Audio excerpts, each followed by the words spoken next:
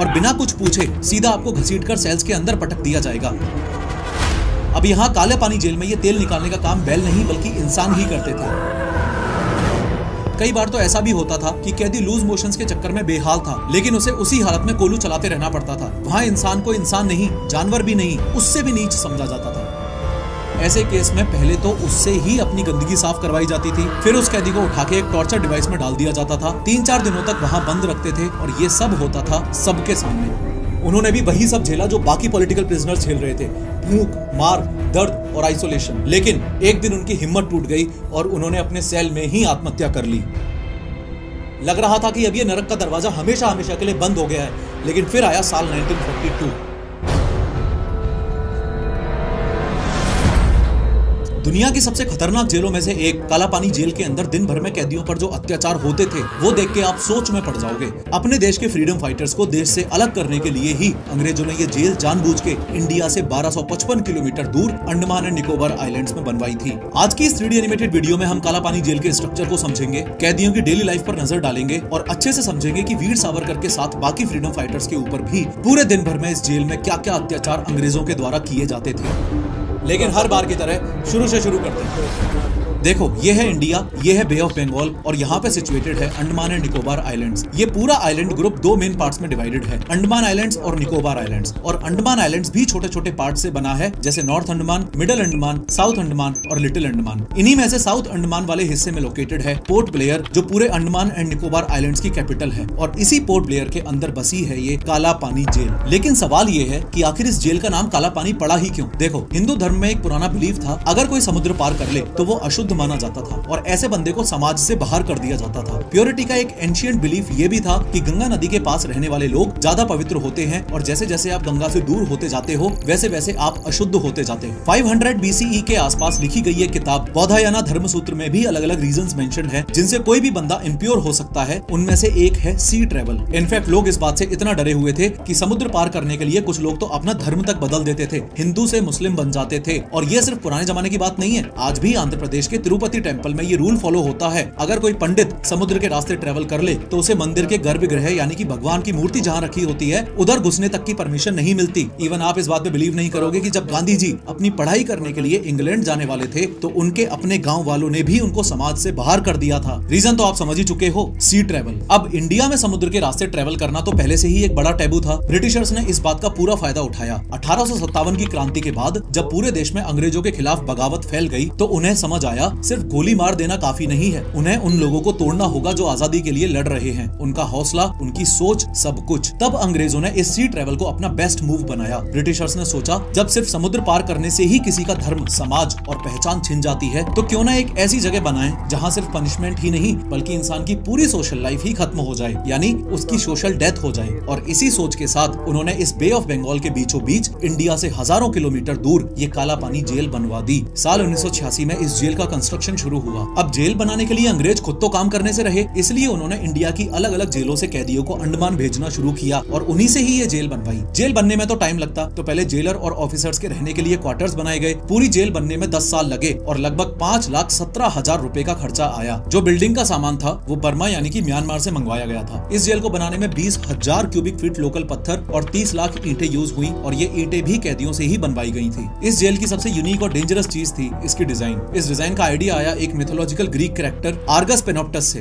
ये एक ऐसा जाइंट था जिसके पूरे शरीर पर आंखें ही आंखें थी। ये हर डायरेक्शन में देख सकता था। इसी कॉन्सेप्ट से इंस्पायर्ड होकर 18th सेंचुरी में जेरेमी बेंथम नाम के एक आदमी ने एक जेल का डिजाइन सोचा जिसका नाम था पेनोप्टिकॉन। अब पेनोप्टिकॉन का सिंपल लॉजिक ये था कि सेंटर में एक वॉच टावर होगा और उसके चारों तरफ गोल गोल सर्किल में कैदियों के सेल्स। जो गार्ड इस बीच वाले टावर में होगा वो हर कैदी को देख सकता है, लेकिन कैदी गार्ड को नहीं देख सकता। इसका रिजल्ट कैदी को हमेशा लगेगा कि उसको कोई देख रहा है, चाहे देख भी रहा हो या नहीं। ये डर ही उसका कंट्रोल बन जाता है। जेल का डिजाइन कुछ ऐसा था जैसे एक बाइसिकल का व्हील या एक स्टार, बीच में गार्ड और उसके चारों तरफ सेल्स। शॉर्ट में अगर इस डिजाइन का प्रिंसिपल बताऊं तो अल्टीमेट टारगेट ये था कि मिनिमम गार्ड्स हों और मैक्सिमम प्रिजनर्स हों। चलो अब इस ड्रोन शॉट की मदद से इस पूरे काला पानी जेल के मैप को समझो। सबसे पहले ये जो बिल्डिंग आपको सेंटर में दिख रही है ये है वॉच टावर। यहाँ गार्ड्स रहते हैं और सारे कैदियों पर नजर रखते हैं। इस टावर के चारों तरफ गोल सर्किल में 7 अलग अलग विंग्स बने हुए हैं। इन्हीं विंग्स में सेल्स होते हैं जहाँ कैदियों को रखा जाता जाता है। अगर आप ध्यान से देखोगे तो एक विंग के आगे का हिस्सा दूसरे विंग के पीछे वाले साइड के सामने है, मतलब कैदियों का एक दूसरे को देख पाना या एक दूसरे से बात कर पाना लगभग इम्पॉसिबल है। अब जरा थोड़ा पीछे आओ, ये जो बिल्डिंग आपको दिख रही है ये है हॉस्पिटल जहाँ बीमार कैदियों का इलाज होता था। हॉस्पिटल के पास ही है ऑफिस ब्लॉक जहाँ ब्रिटिशर जेलर बैठता था। और अब इधर और राइट साइड में देखो, ये है फांसी घर जहाँ एक साथ 3 लोगों को फांसी दी जा सकती थी। इसी के पास है किचन, हिंदू और मुस्लिम प्रिजनर्स के लिए अलग अलग। और अगर आप नोटिस करो तो जेल की जो मेन बाउंड्री है वो अंग्रेजों ने बहुत ज्यादा ऊंची नहीं बनवाई थी। क्यों नहीं बनवाई थी इसका रीजन मैं आपको थोड़ी देर में आगे बताऊंगा। अब मैं आपको जेल के अंदर लेके चलता हूँ। ध्यान से देखो तो सेल्स के सामने एक 4 फुट चौड़ा वरांडा है जिसमें एक के बाद एक सेल्स बनाए गए हैं। हर सेल का साइज है 13.5 फुट बाय 7 फुट। इसमें वेंटिलेशन के लिए एक खिड़की है जो कि 3 मीटर यानी लगभग 10 फुट की हाइट पे है। इतने छोटे छोटे सेल्स में अकेला रखने का ही पर्पस है कैदी को मेंटली तोड़ना। कालापानी जेल को सेल्यूलर जेल भी बोला जाता है। सेल्यूलर इसलिए कहा जाता है क्योंकि इसका पूरा स्ट्रक्चर इंडिविजुअल सेल्स पर बेस्ड था। हर कैदी के लिए एक अलग सॉलिटरी कंफाइनमेंट सेल। इस जेल में कोई डॉर्मेटरी या कॉमन बैरक नहीं था जहां प्रिजनर्स एक दूसरे से बात कर सकें, बल्कि ये जेल आइसोलेशन बेस्ड पनिशमेंट के लिए ही डिजाइन की गई थी। इवन अंग्रेजों ने तो इस जेल का नाम सेल्यूलर जेल ही रखा था, लेकिन इंडियंस ने इसको कालापानी नाम दिया। इसके अलावा हर एक सेल पर लगा है ये आयरन ग्रिल गेट। इस गेट में एक स्पेशल लॉक सिस्टम लगा हुआ है। यहाँ ताले की जरूरत ही नहीं है, कैदी कुछ भी कर ले पर उसको खोल के भाग नहीं सकता। मोरोवर इस तरह के टोटल 698 सेल्स थे यहाँ पे। इस जेल की खतरनाक डिजाइन का एक बहुत ही फेमस किस्सा ये भी बताया जाता है कि सरप्राइजिंगली वीर सावरकर और उनके भाई गणेश सावरकर दोनों इसी कालापानी जेल में सेम टाइम पे कैद थे, लेकिन इस जेल की डिजाइन की वजह से वो लोग आपस में 9 महीने तक मिल ही नहीं पाए। एनीवेज, इस टॉपिक के रिसर्च के दौरान जब मैंने पर्सनली कालापानी जेल के कैदियों का डेली रूटीन पढ़ा तो वहां होने वाले टॉर्चर को पढ़ के एक पल के लिए लगा कि अगर कोई आम इंसान वहां होता तो एक दिन भी नहीं जी पाता। हमारे फ्रीडम फाइटर्स जो इतने सालों तक उस नर्क में रहे उन्हें सैल्यूट है, लेकिन अब सवाल उठता है कि वो नर्क आखिर दिखता कैसा था। उस जेल में एक आम दिन का मतलब क्या होता था, चलो आपको बताता हूँ। इस वीडियो में किए गए 3D एनिमेशन की मदद से मेरी ये कोशिश है कि आपको इस दिन का ऐसा फील हो जैसे आप खुद कालापानी जेल में हो।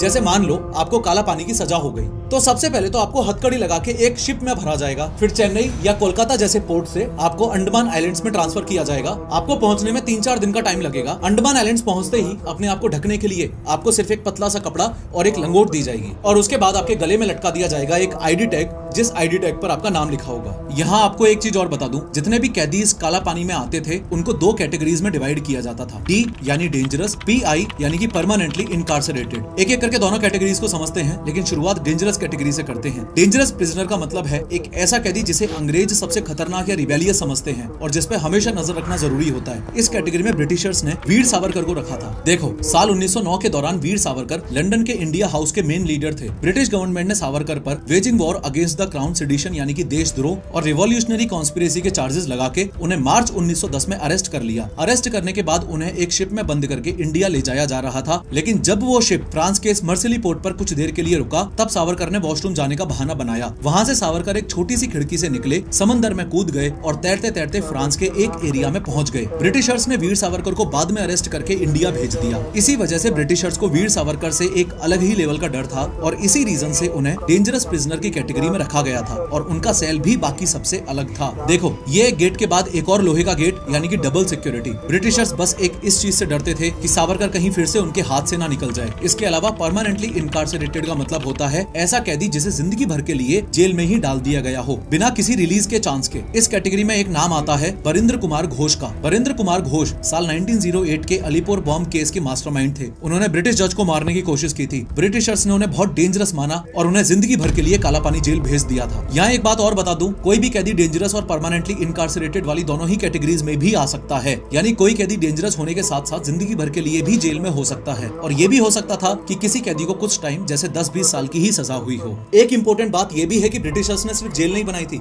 एक पूरा सिस्टम सेट किया था कंट्रोल बनाए रखने के लिए। मेन जेलर तो हमेशा एक ब्रिटिशर ही होता था, लेकिन गार्ड बनने का काम भी प्रिजनर्स से ही करवाया जाता था। पर कौन से प्रिजनर्स? ऐसे प्रिजनर्स जो सबसे ज्यादा चापलूस और चाटुकार टाइप के होते थे, जो अपने लोगों को मारने में भी पीछे नहीं हटते थे। इन्हें जमादार बोला जाता था। जमादार का काम होता था बाकी कैदियों को कंट्रोल करना, उन्हें काम में लगाना और उनकी रिपोर्ट देना। ये लोग रेगुलर प्रिजनर्स ही होते थे, लेकिन ब्रिटिशर्स इन्हें थोड़ा और पावर और बेटर ट्रीटमेंट देते थे ताकि वो बाकी कैदियों में डिसिप्लिन मेंटेन कर सकें। ज्यादातर केसेस में ये गार्ड की पोजीशन उन लोगों को दी जाती थी जो बलोच और पठान मुस्लिम हुआ करते थे, क्योंकि ब्रिटिशर्स जानते थे अगर हिंदू प्रिजनर के ऊपर हिंदू गार्ड ही होगा तो पूरे चांसेस हैं कि वो सॉफ्ट बिहेव कर सकता है। एक बार इस फ्लो चार्ट में देखो, सबसे ऊपर है ब्रिटिश जेलर, उसके नीचे ये बलोच और पठान मुस्लिम गार्ड्स जिन्हें जमादार बोला जाता था, और उसके नीचे बाकी सारे आम कैदी। सावरकर अपनी बुक मेरा आजीवन कारावास में बताते हैं कि उनके टाइम जेलर था डेविड बेरी। डेविड बेरी ने तो ये तक कह दिया था कि दुनिया में तो एक ही भगवान होता है जो ऊपर आसमान में रहता है, लेकिन पोर्ट ब्लेयर में दो भगवान हैं, एक तो वो ऊपर वाला और एक मैं। खैर, अब आप जेल के अंदर आ चुके हो, सबसे पहला काम है नहाना। नहाने के टाइम आपको ऐसी एक लंगोट ही पहननी होगी। ऑब्वियसली कोई बाथरूम नहीं मिलेगा, कोई प्राइवेसी नहीं मिलेगी, बस खुलेआम सबके सामने नहाना है। जो पानी यूज करना होगा वो भी समुद्र का ही खारा पानी होगा। नहाते हुए भी आपको जमादार से ऑर्डर मिलेगा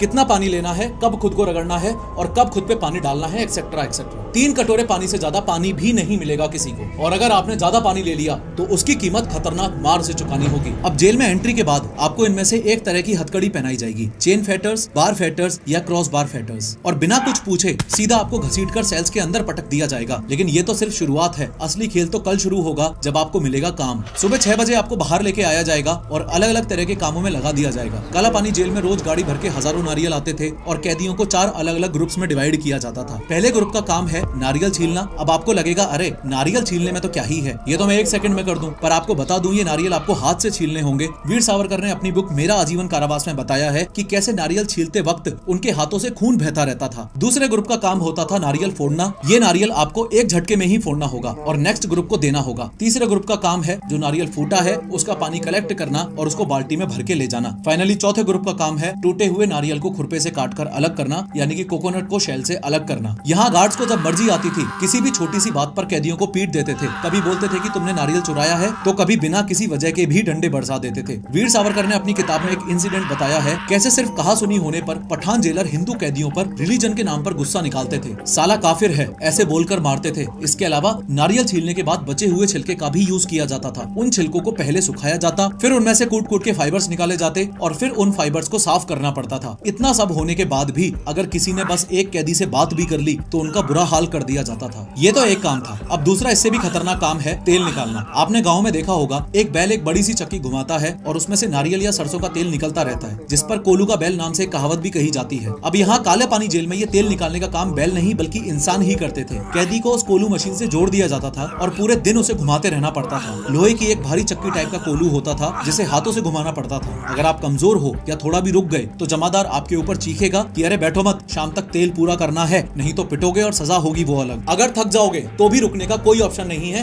क्योंकि उस दिन का तेल निकालने का कोटा तो पूरा करना ही पड़ेगा। वीर सावरकर ने अपनी बुक में बताया है कि कई कैदियों को तो खुद उन्होंने अपनी आंखों से देखा जो वही कोलू चलाते चलाते बेहोश हो जाया करते थे। किसी के हाथ छिल जाते, किसी के पैरों से खून निकलता, लेकिन अगर कोटा पूरा नहीं होता था तो खाना तक भी नहीं मिलता था। अब ये मैं बार बार किस कोटा की बात कर रहा हूँ तो आपको बता दूं, इस तरह कोलू से आपको रोज 30 पाउंड यानी कि 14 लीटर के आसपास तेल निकालना कंपलसरी था। वैसे तो काला पानी में एक रूल बुक भी थी जिसमें लिखा था कि कैदी सुबह 6 से 10 काम करेगा, 10 से 12 लंच करेगा और फिर दोपहर 12 से शाम 5 बजे तक फिर से काम करेगा। लेकिन कोलू का काम किसी रूल को नहीं मानता था। यहाँ ना कोई लंच होता था ना कोई छुट्टी। खाना कब आएगा पता नहीं, अगर आया भी तो गेट 1 सेकंड के लिए खुलेगा और तुरंत बंद भी कर दिया जाएगा। ना पानी मिलता था, ना बैठने का टाइम, ना खाने की फुर्सत। कई कैदी तो एक हाथ से रोटी का टुकड़ा तोड़ते थे और दूसरे हाथ से कोलू घुमाते रहते थे। इसका सीधा मतलब ये है कि आपको सुबह 6 बजे से लेकर शाम को 5 बजे तक लगभग 11 घंटे तक बिना रुके कोलू चलाते रहना है। सिर्फ 2 कटोरे पानी में, ना कोई वॉशरूम ब्रेक, ना कोई बैठने की छूट। और अगर आपका 30 पाउंड तेल निकालने का कोटा शाम तक पूरा नहीं हुआ तो आपको रात भर वही काम करते रहना पड़ेगा जब तक कोटा पूरा ना हो जाए। थक जाओ, गिर जाओ, कोई फर्क नहीं पड़ता। यहाँ सिर्फ कोटा मैटर करता है। बुखार, सिर दर्द, उल्टी या लूज मोशंस, ये सब यहाँ किसी को बीमारियां नहीं लगती थी। ये बस काम चोरी करने के बहाने माने जाते थे। अगर आप बीमार हो तो भी आपको हॉस्पिटल नहीं, सीधा कोलू के पास ही ले जाया जाएगा। और अगर आपने बीमार होते हुए भी काम नहीं किया तो पिटाई अलग से होगी। कई बार तो ऐसा भी होता था कि कैदी लूज मोशंस के चक्कर में बेहाल था, लेकिन उसे उसी हालत में कोलू चलाते रहना पड़ता था। वहाँ इंसान को इंसान नहीं, जानवर भी नहीं, उससे भी नीच समझा जाता था। ऐसा एक केस वीर सावरकर की सेम बुक मेरा आजीवन कारावास में मेंशन्ड है। एक बार एक कैदी को माइग्रेन हो रहा था। माइग्रेन को पुराने टाइम में आधी सीसी का रोग कहते थे। कोलू में तेल निकालते निकालते वो एक बार अपना सिर दीवार में मारता, एक बार कोलू चलाता, फिर से सिर दीवार में मारता और फिर से कोलू चलाता। कुछ टाइम बाद एक हिंदू डॉक्टर ने हिम्मत दिखाते हुए कहा, मैं इसे ऑब्जर्वेशन के लिए हॉस्पिटल ले जाता हूँ। लेकिन जैसे ही अंग्रेज ऑफिसर को ये बात पता चली, उसने गुस्से में चिल्ला के बोला, मुझसे बिना पूछे कैसे लेके जा रहे हो, वापस इसे कोठरी में डालो और काम पे लगा दो साले को। इंदु भूषण रॉय सिर्फ 17 साल के एक टीनेजर ही थे जब उन्हें आजादी की लड़ाई में शामिल होने की वजह से काला पानी जेल में भेज दिया गया। उन्होंने उन्होंने भी वही सब झेला जो बाकी पॉलिटिकल प्रिजनर्स झेल रहे थे, भूख, मार,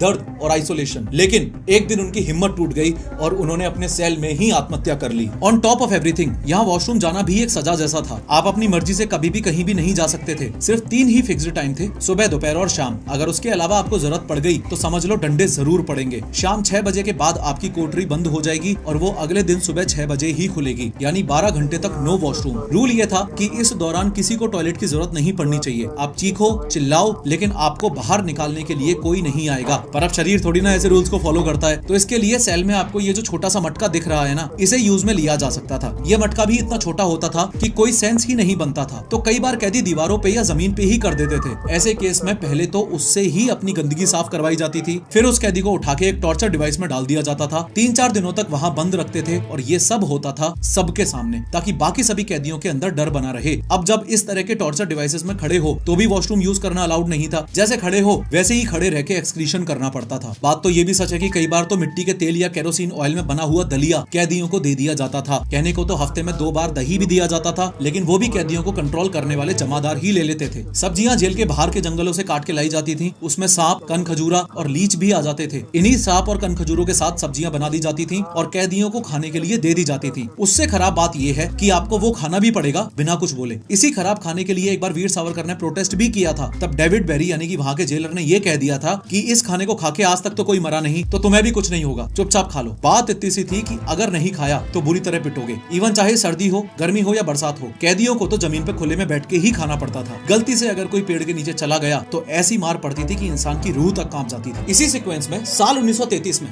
कालापानी जेल के कैदियों ने एक हिम्मत का काम किया। उन्होंने जेल के गंदे और घटिया खाने के खिलाफ एक हंगर स्ट्राइक चालू कर दी और ये स्ट्राइक सिर्फ 1-2 दिन नहीं, पूरे 45 दिनों तक चली। एक भी कैदी ने हिम्मत नहीं तोड़ी, किसी ने भी खाना नहीं खाया। तब ब्रिटिशर्स ने एक नया तरीका निकाला, फोर्स फीडिंग का। कैदी को एक बेड पर लिटाया जाता, उसका सिर थोड़ा सा ऊपर कर लिया जाता, जमादार उसके हाथ पैर पकड़ लेते ताकि वो हिल भी ना सके। फिर आता था एक डॉक्टर जो एक पतली सी रबर ट्यूब उसके नाक के थ्रू उसके गले में घुसा देता था और उस ट्यूब के जरिए अंडे, दूध और चीनी का एक लिक्विड जबरदस्ती उसके गले में डाल दिया जाता था। लेकिन कई बार वो ट्यूब फुट पाइप की जगह विंड पाइप में चली जाती थी और जो दूध है वो लंग्स में चला जाता था। महावीर सिंह, मोहन किशोर नामदास, मोहित मोइत्रा जैसे वीर स्वतंत्रता सेनानी इस फोर्स फीडिंग की वजह से ही शहीद हो गए थे। और हाँ, अगर किसी भी कैदी की मौत हो जाती थी तो उसे एक बैग में पैक करके समंदर में फेंक दिया जाता था। याद है मैंने आपको बताया था कि कालापानी जेल की आउटर वॉल्स बहुत ज्यादा ऊंची नहीं थी। उसका रीजन भी उतना ही स्केरी है, क्योंकि ब्रिटिशर्स को पता था अगर कोई कैदी भाग भी गया तो भाग के जाएगा कहां। एक बार ड्रोन शॉट में ध्यान से देखो, जेल के एक साइड में है समंदर और दूसरी साइड है घना जंगल, और उस जंगल में रहते हैं जरावा ट्राइब के लोग जो आउटसाइडर्स को बर्दाश्त नहीं करते। इस ट्राइब के लोग आउटसाइडर्स को तुरंत मार देते थे, तो अगर कोई बंदा समुद्र में नहीं डूबा तो जंगल में जाके मार दिया जाएगा। यानी भागने का मतलब एक सिंपल सा शब्द है, मौत। कैदियों को पूरे 1 साल में सिर्फ एक बार अपने घर लेटर भेजने की इजाजत मिलती थी। वो लेटर भी लिफाफे में नहीं होता था, खुला ही होता था। हर ऑफिसर उसे पढ़ता था और अगर ऑफिसर को सही लगा तभी वो लेटर भेजने दिया जाता था। लिखते वक्त आप जेल का कोई जिक्र नहीं कर सकते थे और ये छूट सिर्फ उन्हीं को मिलती थी जिन्हें पूरे साल भर में एक भी पनिशमेंट ना मिली हो। और सबसे अजीब बात, लेटर का साइज सिर्फ 1 अंगूठे के बराबर हो सकता था। एक फ्रीडम फाइटर होतीलाल वर्मा ने जेल के अंदर से एक लेटर लिखा, चुपके से, जैसे तैसे करके उसे जेल से बाहर पहुंचा दिया। वो लेटर सुरेंद्रनाथ बनर्जी तक गया जो उस वक्त के एक बड़े नेशनलिस्ट लीडर थे। उन्होंने उस लेटर को अपने न्यूज़पेपर द बंगाली में छापा और फिर क्या, ब्रिटिश काउंसिल में हंगामा मच गया। जेल के अंदर जो हो रहा था वो पहली बार दुनिया के सामने आया, लेकिन बदकिस्मती से कैदियों के ऊपर हो रहे अत्याचार के मामले में जेल के अंदर कोई खास सुधार नहीं हुआ। अब अगर सजा की बात करूं तो ये बोरे से बनी हुई एक ड्रेस थी जो पनिशमेंट के टाइम पहननी होती थी। एंड टॉर्चर का जो सामान था जैसे chains, shackles, iron grills, flogging stands और तेल निकालने वाले कोलू, वो सब सीधा इंग्लैंड से इंपोर्ट किया गया था। साल 1937 में महात्मा गांधी और रविंद्रनाथ टैगोर के एफर्ट्स के बाद कालापानी जेल के ज्यादातर कैदियों को रिहा कर दिया गया। लग रहा था कि अब ये नरक का दरवाजा हमेशा हमेशा के लिए बंद हो गया है,